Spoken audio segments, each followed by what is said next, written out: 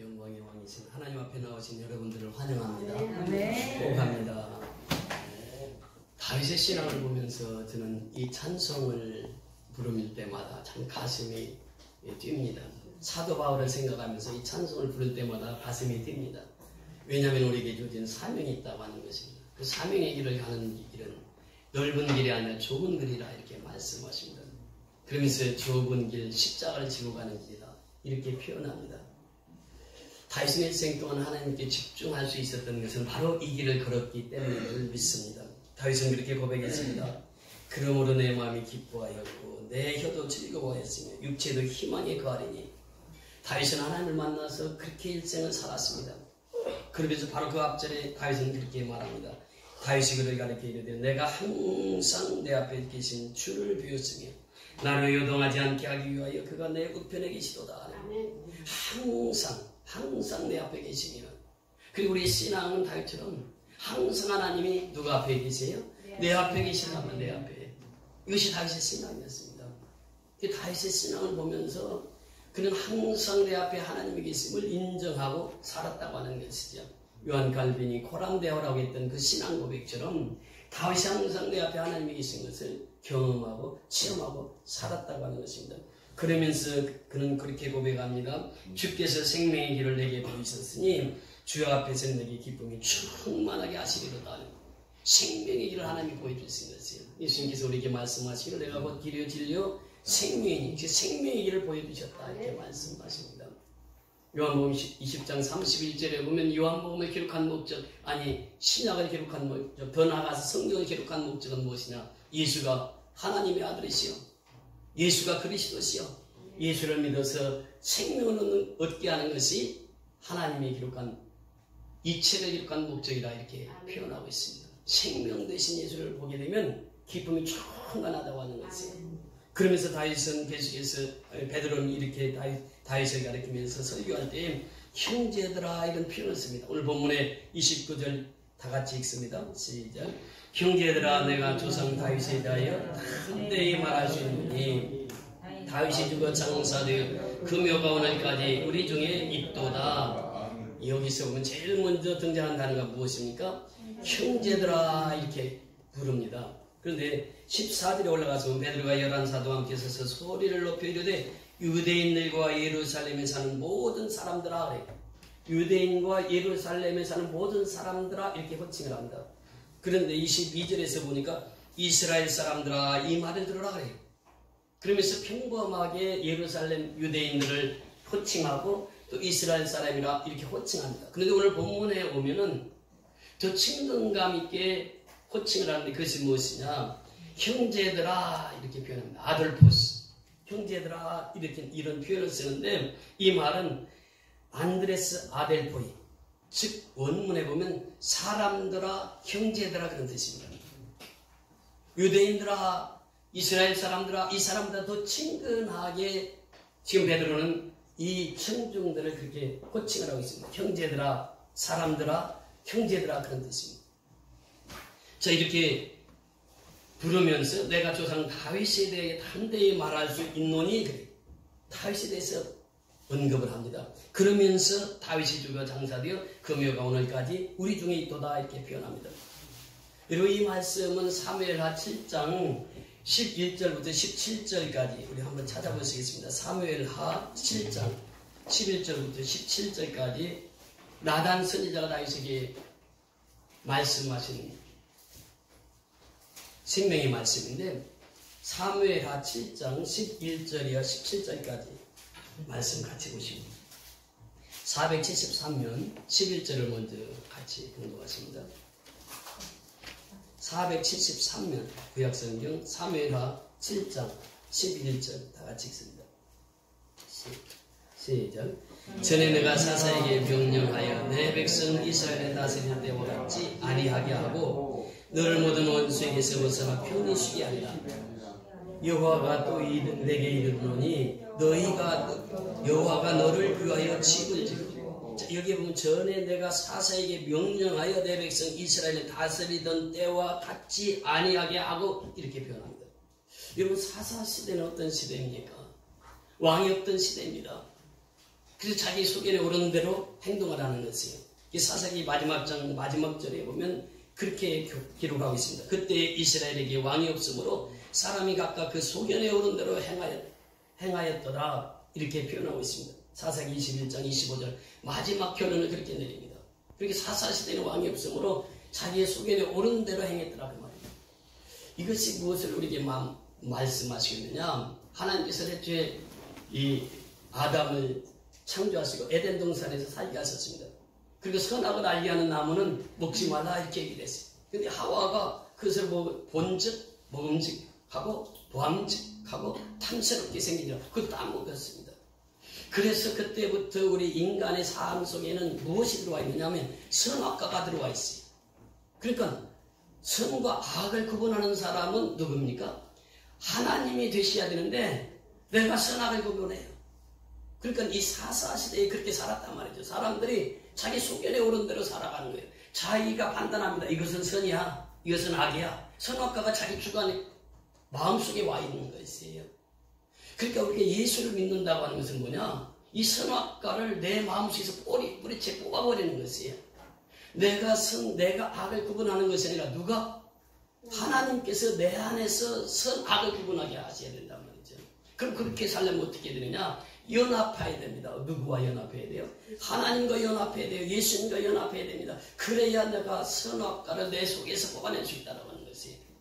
그리고 대신에 예수님께서 내 안에서 나를 다스리고 나를 통치하시고 나를 인도하신단 말이죠. 사도 바울은 이 말씀을 그렇게 고백합니다. 로마서 6장 3절이야 5절까지 보면 그리스도께서 성경대로 죽으시고 그리스도께서 성경대로 다시 살아나시사 그 세례를 받는 사람은 그리스도께서 성경대로 죽으신 것 같이 죽으신 것이고 또 성경대로 부활하신 것처럼 다시 부활하는 것이 이게 세례라 이렇게 표현합니다. 그 세례를 받은 사람은 성경대로 죽고 성경대로 다시 사는 것이에요. 그러면서 어디에 내려가서 보니까 그가 그리스도와 연합하였고 이렇게 표현합니다. 우리는 하나님과 연합되지 않으면 생명을 누릴 수가 없는 것입니다. 하나님과 연합된 자만이 생명을 누릴 수 있다고 하는 것이죠. 그러면 생명을 누리려면 어떻게 되느냐? 세례받고 내가 죽어야 생명을 누릴 수 있다고 하는 것입니다. 하나님과 연합되지 않고는 생명을 누릴 수 없다고 하는 것이에요. 우리 선교연합교회가 얼마나 좋은 이름을 가졌는지 몰라요. 그러니까 하나님과 연합 또 선교로서 연합하는 것이 하나님의 뜻이란 말이에요. 이 하나님의 뜻을 우리가 알 때에 하나님께서 우리에게 그 생명의 풍성함을 누리게 하신다고 하는 것입니다. 그래서 여기서 보면 사사시대에 그렇게 자기 소견에 오른 대로 행했는데 이것은 왜 그랬습니까? 이 경계가 무너졌다. 경계가. 성경은 경계를 반드시 두고 있습니다. 예수 안에 있느냐 예수 밖에 있느냐 하나님 안에 있느냐 하나님 밖에 있느냐 성령 안에 있느냐 성령 밖에 있느냐 이것을 분명히 경계선을 주는 것이 뭐냐 성경이랍니다. 캐논, 작대기, 막대기 그런 뜻입니다. 이 성경이라는 자체의 뜻이 그래요. 성경은 이 생명의 경계선을 주는 거예요. 이 성경을 벗어나면 예수 밖에 사는 것이고 성경 안에 살면 누구 안에 사는 것이에요? 예수 안에 사는 것이에요. 생명 안에 사는 것이에요. 다윗이 그렇게 살았단 말이에요. 생명 안에 베드로가 고백하는 것이 지금 다윗에게 생명 안에 살아요. 그러니까 우리도 지금 오늘날 우리가 살아갈 때 경계를 벗어나면 예수 밖에 생활이 되는 것입니다. 그러니까 예수님은 경계 밖의 사람들을 관심을 두지 않아요. 그 사람들이 수억이 돼도 그들에게는 관심이 없어요. 예수님이 관심을 갖는 사람은 누구입니까? 예수 안에 있는 사람입니다. 그리스도인, 성도, 이 사람들에 관심을 갖고 이 사람들을 지키시고 이 사람들을 보호하시는데 그게 구약에서부터 그렇지 않습니까? 구름기둥과 불기둥으로 이스라엘 백성들을 지키시고 보호하셨던 하나님. 구름기둥, 불기둥 밖에 있는 사람은 책임지지 않았어요. 오늘날도 역시 마찬가지입니다. 그래서 내가 주 안에 있는 나에게 딴 관심이 없는 것이에요. 그러니까 이 경계선을 넘어가면 안 된단 말이죠. 하나님의 경계선. 그것이 바로 성경이라고. 성경을 넘어가면 이 세상 밖으로 나가는 것이죠. 이 성경 안에 있는 사람들을 통해서 하나님 역사를 이루시고 생명을 이어가시는 줄 믿습니다. 그래서 우리가 기억해야 될 것은 내 안에 선악과를 사라지게 해야 되는 방법은 뭐냐? 예수와 함께 죽고 예수와 함께 사는 그 하나님과 연합되는 길. 선교로서 연합되는 길이 내 생명의 길을 걷는 것이다 라고 하는 것입니다. 그래서 이 11절에 그렇게 표현합니다. 이 12절에 보면 내 수완이 자서 내 조상들과 함께 누울 때에 내가 내 몸에서 내 씨를 내 뒤에 세고 그의 나라를 견고케 하리라. 이 수완이 차서 내 조상들과 함께 누울 때에 내 조상은 누구냐? 아브라함부터 이삭의 하나님, 야곱의 하나님, 그 조상들과 함께 누울 때에 누운다고 하는 것은 무엇입니까? 다른 성경에 보면 잠잘 때 그런 표현합니다. 잠잔다는 것은 무엇을 말하고 있습니까? 죽음을 말하고 있어요. 이제 죽으면 내 아브라함처럼 이삭처럼 야곱처럼 죽어서 그 조상들과 함께 그렇게 죽을 때에 그렇게 말씀하세요. 내 수완이 차서 내 조상들과 함께 죽을 때에 내가 내 몸에서 내 씨를 내 뒤에 세워 그의 나라를 견고케 하리라. 그러니까 다윗의 씨를 통해서 내 씨를 통해서 그 영적인 이스라엘을 통해서 내 씨를 통해서 내 뒤에 세워 그의 나라를 견고케 하리라. 그의 나라가 어떤 나라입니까? 하나님 나라예요. 그 솔로몬의 나라를 견고케 하리라. 그 외에 하나님의 나라를 견고케 하리라. 그 외를 견고케 하리라. 내 씨를 통해서 그렇게 하겠다 이렇게 말씀하십니다. 내 몸에서 내 씨, 이분이 누구입니까? 바로 예수입니다. 예수를 통해서 그 일을 하겠단 말이죠. 예수를 통해서 예수의 씨를 통해서 그 일을 하겠다. 예수를 통해서 교회를 세우고 그리고 그 교회는 영원히 견고하게 하겠다. 그러면서 13절에 보면 그는 내 이름을 위하여 집을 건축할 것이요. 누구의 이름을 위하여? 하나님의 이름을 위하여 집을 건축할 것이요. 이 집은 어떤 집입니까? 아버지의 집이에요. 교회를 건축할 것이요. 다윗의 평생 소원이 무엇이었습니까? 하나님의 성전 건축하는 거지. 그런데 하나님께서 내 후손을 통해 내 씨를 통해서 그 영원한 집을 세우게 하겠다. 하나님이 약속해 주신 것입니다. 내 이름을 위하여 집을 건축할 것이요. 그는 나는 그의 나라를 왕위를 영원히 견고케 하리라. 그렇게 하나님의 나라를 영원히 견고케 하리라. 그 교회를 통해서 계속해서 하나님께서 관심을 가지고 그 나라를 견고케 하린다고 말씀하시겠습니다. 여러분 여기서 내 이름을 위하여 하나님을 위하여 이름을 위하여 이것이 얼마나 복된 이름인지 몰라요. 예수의 이름이 그렇게 복된 이름입니다. 우리가 좀 전에도 찬양을 불렀습니다. 나사렛 예수의 이름으로 일어나 걸어라. 그 40년 동안 안전뱅이가 일어나 걷기도 하고 뛰기도 하고 하나님을 찬양하는 거죠. 나사렛 예수의 이름으로 세례를 받고 우리 집사님 그 둘째 형님이 암발되었다가 퇴원해서 지금 이제 항암 치료를 받게 된다고 오늘 조금 전에 간증을 했는데 그 세례를 받고 나서 이제 그 회복이 돼서 치료가 들어간다고 합니다. 우리 민영이 집사님 여기 지금 나와서 같이 예배를 드렸는데 그 처음 가서 병원에서는 치료할 수 없다고 의사 선생님이 판단했는데 지금 치료받고 건강이 많이 회복되었습니다. 그래서 지금 오늘 이렇게 함께 예배를 드리고 있는데 얼마나 예수 이름이 중요한지 몰라요. 우리 새벽마다 저녁마다 기도합니다. 집사님을 위해서 정말 그 간에부터 남동네가 다 떨어져서 이제 우리와 함께 예배드리고 이제는 미얀마도 선교에 동참하게 되도록 늘 기도하고 있습니다. 하나님의 위대한 역사예요. 하나님의 선입니다. 여러분 장서정이라고 하는 어린아이 그 세브란스에서 그 의사 선생님이 살지 못하고 살기가 힘들다고 했을 때 우리 기도해서 그 아이가 지금 살아서 지금 대학생이 되었지 않습니까? 하나님이 하시면 죽을 영혼도 살리시는 것이 하나님 능력입니다. 하나님은 그 일을 하실 수 있는 분이에요. 우리가 지난주에는 미얀마에 피가 오지 않아서 하나님께 기도했습니다. 하나님 미얀마 땅에 피 좀 내려주세요. 지금 코로나19로 인해서 다 갇혀있는 상태인데 이 식수까지 없으니 이거 어떻게 삽니까? 기도했을 때 그 기도하고 며칠 후에 사이클론 태풍이 그쪽에 지나가면서 비를 내려가지고 그 식수원을 채워서 지금 식수 해결이 되었다고 어제 그제 연락이 왔습니다. 여러분 기도는 살아계신 하나님의 능력을 경험하고 체험하는 것이 기도입니다. 하늘 보좌를 흔들고 또 남음이 있는 것이 기도예요. 그래서 기도하는 한 사람이 기도 없는 한 나라보다 강하다고 하는 것은 지금 다윗을 통해서 베드로를 통해서 우리에게 주시는 말씀이에요. 기도의 능력입니다. 그리고 이번 선교를 보세요. 정말 중국에서 또 미국에서 돕는 손길들을 통해서 지난주에도 그 1610불을 보내왔어요. 그래서 지금까지 미국에서 3주 연속 계속 보내왔습니다. 그 1660불을 하나님께서 또 그들의 손을 통해서 그런데 그분의 한 분 이번에 1060불을 보내신 분은 그 사모님은 아직 자녀들이 결혼도 못하고 지금 40 가까이 됐는데 지금도 어머니 용돈을 다 쓴다고 합니다.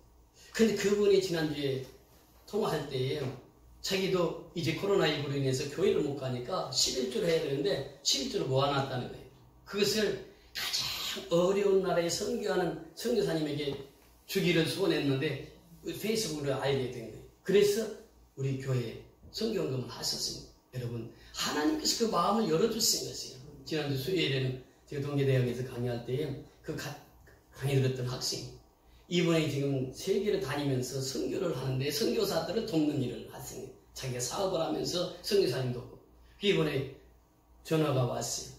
만나보고 싶다고. 그래서 갔더니 그 칫솔 미얀마에 갈 때 세 박스를 준비해놓고, 그리고 이제 6월 10일까지 또 마스크 자기 3,500장을 준비해보겠다고 그렇게 얘기를 합니다. 여러분, 하나님의 선하신 일은 하나님께서 행하시는 일들이에요. 지금 다윗이 그렇게 평생 동안 하나님 앞에 기뻐하고 즐거워했던 그 삶은 하나님 다윗 앞에 늘 계시는 것을 다윗이 깨달았다고 하는 것이죠. 그 하나님 면전에서 살았다고 하는 것이에요. 그래서 이 베드로는 다윗을 설교하면서 이렇게 얘기합니다. 다윗이 얼마나 하나님 앞에 귀하고 아름답게 쓰임받는 충성된 종이었는가. 유대인들은 더 잘합니다. 그 유대인들을 향해서 형제들아, 아들 보스, 형제들아, 이 다윗이 그렇게 유명한 사람이었는데 다윗이 죽었다. 죽어서 오늘날 그 다윗의 묘가 있지 않냐. 그러면서 이 베드로가 설교를 한 거지. 그 훌륭하고 하나님 앞에 귀히 쓰임받았던 다윗이었지만 다윗도 죽어서 장사되어서 그 묘가 오늘날까지 있지 않냐. 그러면서 베드로가 행하는 설교의 핵심은 뭐냐. 예수는 어떠냐. 예수. 다윗은 죽어서 무덤에 있다. 그런데 예수는 어떠냐. 예수는 지금 구약 성경부터 계속해서 선지자를 통해서 말씀하신 것이 뭐냐. 예수는 나를 위해서 죽으시고 나를 위해서 부활하실 분이 예수다. 그런데 선지자뿐만 아니라 12사도들이 그걸 증거합니다. 예수님은 죽었다가 다시 살아나신다.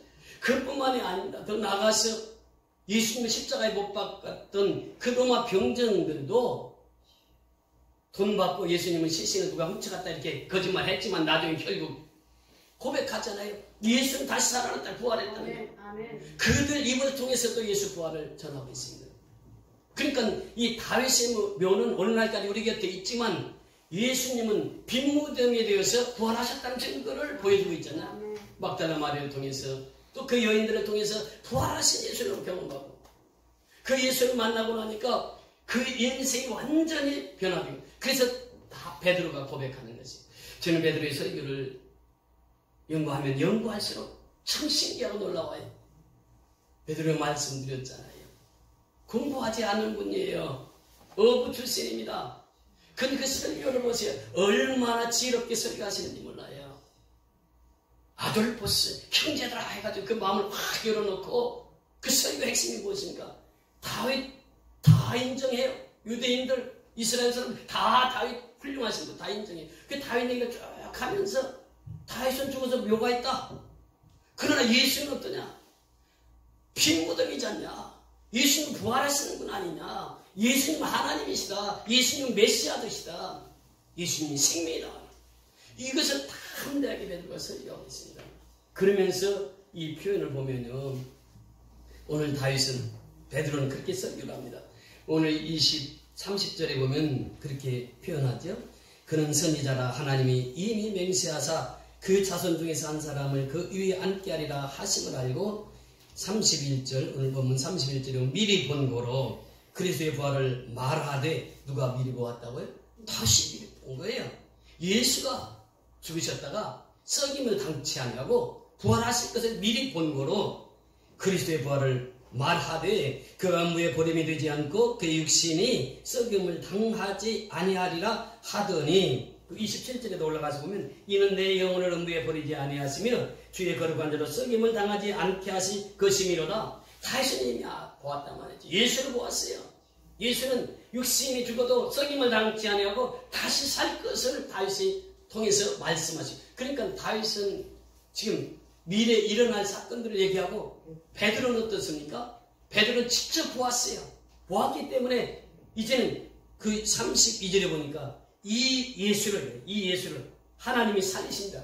누가 지금 설교하는 거예요? 베드로가 설교하는 거예요. 지금 현재 진행형으로 지금 다윗은 육신이 썩어서 육신이 죽어도 썩어지지 않을 그 부활을 예언했다고 하면, 베드로는 지금 다 예수님이 죽으셔서 부활하신 것을 베드로는 목격합니다. 그러니까 지금 그렇게 고백합니다. 이 예수를 누가 살리시니라? 하나님이 살리시니라 말이죠. 하나님이. 그 예수를 하나님이 살리셨단 말이죠. 죽음 가운데 살리셨단 말이죠. 육신이 썩지 아니하고 그 육신을 살리셨단 말이죠. 이건 사르스라고 하는 것은, 육신이라고 하는 것은 하나님이 떠나면 고기 덩어리입니다.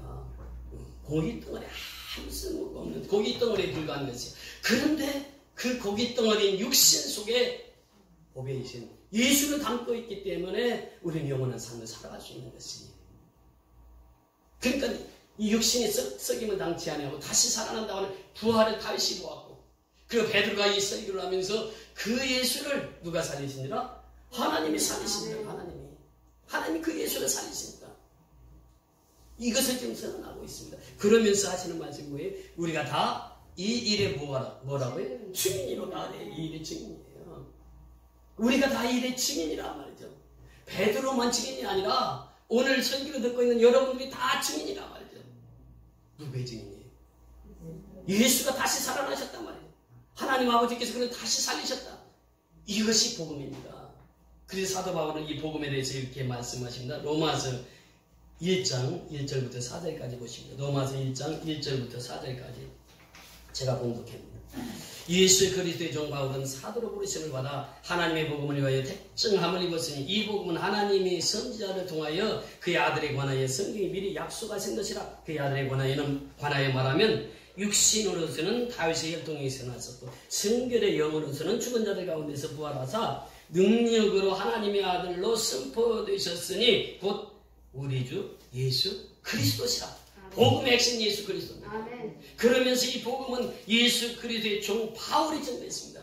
바울은 예수를 만나고 나서부터 그 자기 이름 앞에 자기를 소개할 때 반드시 예수 그리스도의 종이라고 하는 자기 신분을 밝힐 때 저는 예수 그리스도의 종 원영입니다.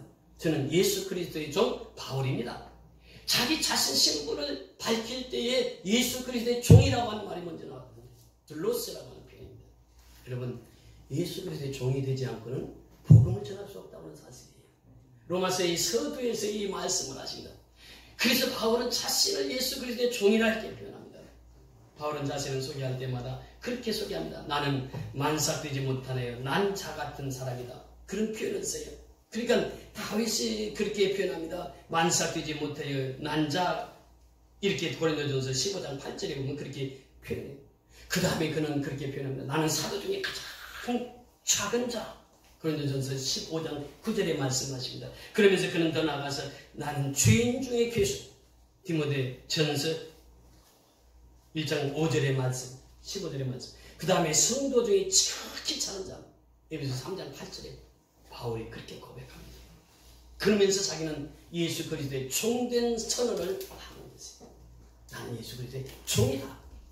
그러면서 사도로 부르심을 받아 이렇게 표현합니다. 사도는 부름을, 파송을 받은 자, 이 사도.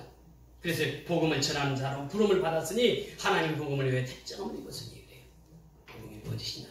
예수가 하나님의 아들이시다고 하는 것이. 그래서 4절에 보면 성결의 영으로는 죽은 자들 가운데서 부활하사. 이것이 예수가 죽은 자 가운데서 부활하신 이것이 복음이에요. 능력으로 하나님의 아들로 선포되셨으니 곧 우리 주 예수 그리스도시다. 하나님의 아들. 그런데 그 요한 사도는 그렇게 표현합니다. 아버지와 나는 하나이니라. 그러니까 예수는 아버지와 하나야. 이것을 선포했단 말이죠. 성결의 영으로는 하나님의 아들이에요. 근데 육신으로는 누구의 혈통을 통해서 나왔다고요? 다윗의 혈통이에요. 그래서 베드로가 이 다윗을 설교하면서 다윗의 씨를 통해서 예수 그리스도가 탄생할 것을 예언하시고 선포하시는 것입니다. 그래서 요한 사도는 또 그렇게 고백을 하고 있죠. 요한복음 1장 1절부터 보면은 예수님의 복음에 대해서 그렇게 말씀하시고 태초에 말씀이 계시니라. 이 말씀이 하나님과 함께 계셨으니 이 말씀은 곧 하나님이시니라. 그가 태초에 하나님과 함께 계셨고 만물이 그로 말미암아 지은 바 되었으니 지은 것이 하나도 그가 된 것이 없느니라. 그 안에 생명이 있었으니 이 생명 곧 사람들의 빛이라. 이 태초, in the beginning, 이 태초라고 하는 말은 성경에 딱 10번 나옵니다. 창세기 1장 1절에 태초에 하나님이 천지를 창조하십니다. 오늘 요한복음 1장 1절에 태초에 말씀이 계시니라. 이 말씀이 하나님과 함께 계셨으니 이 말씀은 곧 하나님이시라. 요한에서 1장 1절에 보면 태초에 이렇게 표현합니다. 그러니까 예수님은 태초 이전부터 계셨다고. 요한 신학을 통해서, 요한 사도를 통해서 예수님의 존재는 태초 이전부터 계신 겁니다. 그러면서 말씀하시기를 그는 곧 하나님이시다 이렇게 표현합니다. 예수가 하나님이라고 하는 것은 유일하게 요한 사도가 증거하고 있는 것입니다. 마가나 다른 사도들은 예수가 하나님의 아들이다 이렇게 선언하고 있는데 요한 사도만은 예수는 하나님이시다 이렇게 선언합니다. 그러면서 예수는 그냥 그가 태초에 하나님과 함께 계셨고 만물이 그로 말미암아 지음바 되었으니 지은 것이 하나도 그가 된 것이 없느니라. 만물을 지으신 분이 누구예요? 예수란 말이에요. 그러면서 사절에 그 안에 생명이 있었으니 어떤 생명입니까? 조의 생명, 영원한 생명, 영적인 생명이에요. 그 안에 생명이 있었으니, 예수 안에 생명이 있었으니 이 생명 사람들의 빛을 그 생명의 빛을 받아요. 그래서 예수님께서 그렇게 복음에 대해서 말씀하실 때 바울 사도는 예수가 하나님의 아들이시고 예수가 육신으로 다시 혈통을 해서 나신 분이다. 이것을 선언하지. 또 요한 사도는 태초부터 계신 분이 예수다. 그는 창조주시고 그로 말미암아 생명이 와. 그러면서 요한 사도가 고백하고 있습니다. 더 나아가서 요한 사도는 그렇게 고백합니다. 이 복음이 무엇이냐? 요한복음 3장 16절 시작. 하나님이 세상을 이처럼 사랑하사 독생자를 주셨으니 이는 저를 믿는 자마다 멸망치 않고 영생을 얻게 하려 했습니다. 이것이 복음 중에 복음이라는 것이에요. 하나님께서 예수를 이 땅에 보내주셔서 그 세상을 그렇게 사랑하셨습니다. 그래서 우리는 그 복음 안에 사는 것입니다. 그래서 예수님께서 이 소식을 증거하기 위해서 이 세상에 오셔서 나의 죄, 여러분의 죄 때문에 예수님 십자가에 못 박히셨어요. 피 흘리셨습니다. 죽으셨습니다. 예수의 피값으로 내가 살게 된 것이.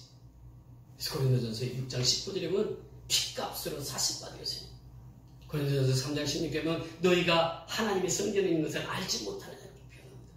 그래서 예수의 피값으로 사서 우리 몸은 하나님의 것이 되었고 성전이 되었습니다. 그래서 우리는 항상 하나님께서 우리에게 정해주신 경계선을 넘지 말아야 돼요. 하나님 안에 있어야 됩니다. 예수 안에 있어야 돼요. 십자가 안에 있어야 돼요. 그래야 생명의 풍성을 누릴 수 있다고 하는 거죠. 그러면서 요한복음 5장 22절에 보면 하나님께서 내 심판할 권한을 모두 다 예수에게 위임하실 거예요. 그래서 예수님은 심판주로 오십니다. 예수님이 재림하실 때에 예수 믿는 사람은 천국에 가서 기쁨이 있지만 불신자들은 그날이 주의 날이에요. 심판의 날이란 말이죠. 예수님은 심판의 주로 재림하신 거예요. 그러니까 예수님이 오실 그날을 우리가 기다리면서 신앙생활하는 것입니다. 그러면서 요한복음 10장 30절에 보면 아버지와 나는 하나이니라 그래요. 연합입니다. 하나님과 내가 하나 되지 않으면 내 속에 생명이 없습니다. 하나님과 나가 하나 되었을 때 내 속에 생명이 있어요. 우리는 그 하나 되는 비결을 우리는 경험하고 있습니다. 우리 선교연합교회를 통해서 우리는 그걸 경험하고 체험하고 있습니다. 여러분께서 교회 이름 중에는 제가 생각하기에는 선교연합교회가 최고의 이름인 줄 믿습니다. 우리 선교연합교회처럼 중요한 것이 없어요. 선교연합교회가 지교를 세워서 미얀마에게 섬길 수 있다고 하는 것은 바로 하나님의 축복이고 하나님의 은혜입니다. 여러분들이 기도해 주시고 그렇게 해서 지금 하나님께서는 우리 선교연합교회를 통해서 하나님이 일하시고 계시는 것을 여러분과 저는 눈으로 목격하고 있습니다. 6월 12일까지 우리가 미얀마에 쌀 보내는 것, 그 다음에 마스크 보내는 것, 이 두 가지 사역을 지금 놓고 기도하고 있는데 사실 미얀마는 지금 먹을 것이 없습니다. 나가서 구할 수도 없는 것이 일을 해야 돈이 있어야 사지. 그래서 지금 이번에 쌀을 좀 더 보내려고 이렇게 지금 모금을 하고 있습니다. 여러분들이 정말 미얀마 그 지교의 성도들을 생각하면서 기도하시고 같이 동참해서 이 선교연합교회가 우리 교회뿐만 아니라 선교하는 모든 교회들이 연합해서 미얀마 지교를 잘 섬김으로 우리가 복을 받아 누리는 저와 여러분이 다 될 수 있기를 주의 이름으로 축원을 드립니다. 할렐루야. 고맙고 감사하신 아버지 은혜를 감사를 드립니다. 먼저 귀한 생명의 말씀을 받았습니다. 그 말씀이 우리 생명의 양식이 된 줄 믿습니다.